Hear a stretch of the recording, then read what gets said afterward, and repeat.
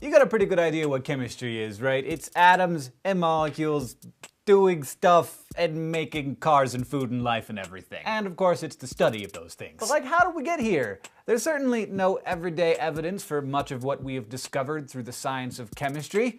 Discoveries that were not derived or made up, but just laws of the universe that exist simply because the universe is the way the universe is. So in today's episode of Crash Course Chemistry, we're going to be taking a bit of a historical perspective on the creation of the science of chemistry. A science that didn't really even exist until a super smart, super wealthy French guy put the puzzle pieces together into a coherent theory for quite literally how everything works. And if you've ever found yourself sitting at your desk reading the same line in your chemistry book the 22nd time, and you think to yourself, "Gah, the guy who invented chemistry should be put to death," well, you should feel bad, because he was.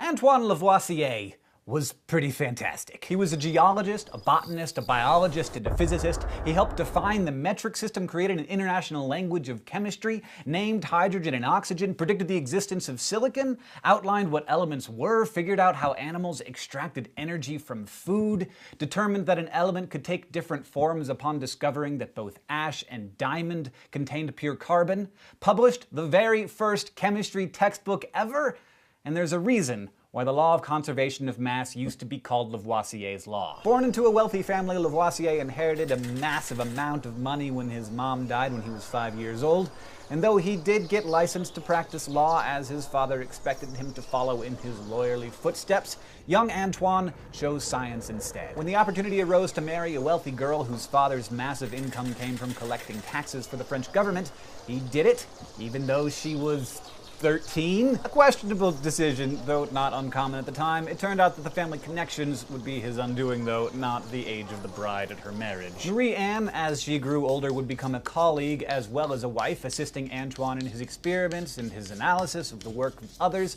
Indeed, it was Marie-Anne who translated Essay on Phlogiston for Antoine, which he ripped to pieces, changing everything forever. Until Antoine Lavoisier started inspecting everybody's work, the prevailing theory of chemical change was that some substances contained an elusive element called phlogiston.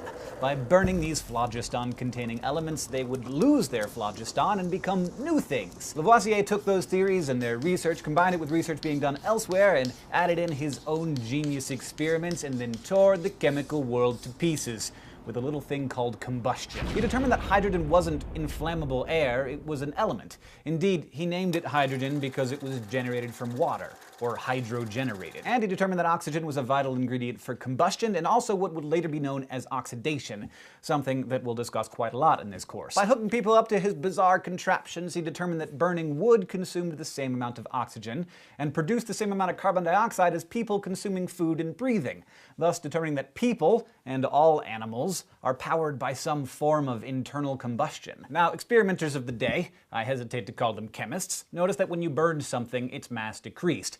Like, here's a fuse, and I put it on a scale, and I burn it, and its mass decreases. But Lavoisier determined that if all the particles in gas are collected, like if I burn the fuse inside a closed bottle, the mass stays the same. Stuff remained stuff. You can't lose any. You couldn't make more. This realization, though it seems obvious to us now, and its acceptance by the general scientific community, as far as I'm concerned, was the precise moment at which alchemy ended and chemistry began. Lavoisier's chief contributions and ultimately his discovery of the law of conservation of mass relied on careful measurement and careful thinking, and as you'll see, both of those things are key to success in chemistry to this day. Lavoisier the man was a bit of a dichotomy, having worked as a tax collector and helping to create a literal wall around Paris to assist in the collection of taxes, but also a supporter of the French Revolution as it began. But the enemies he had made with his wall, and by denying certain powerful politicians entry into the French Academy of Sciences, eventually caught up with him as the revolution's lunacy increased. He was beheaded on May 8th, 1794. Lavoisier was pardoned a year and a half after his execution, so that's good. Marie-Anne was delivered all of his confiscated belongings, and a note of apology, like, "Sorry we killed your husband. Here's all the stuff back." The mathematician Joseph Lagrange said of the event, "It took them only an instant to cut off that head.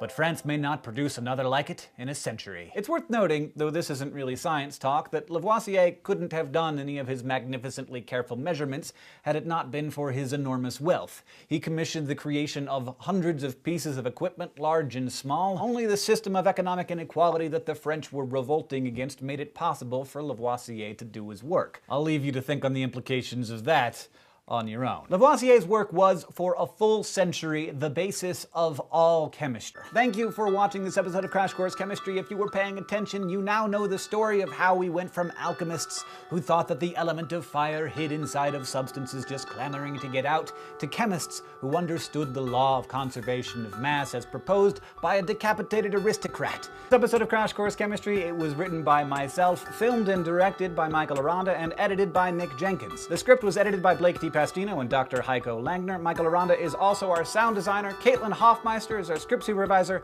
and our graphics team is Thought Cafe. If you have any questions, please ask them in the comments below. Thank you for learning with us here at Crash Course Chemistry.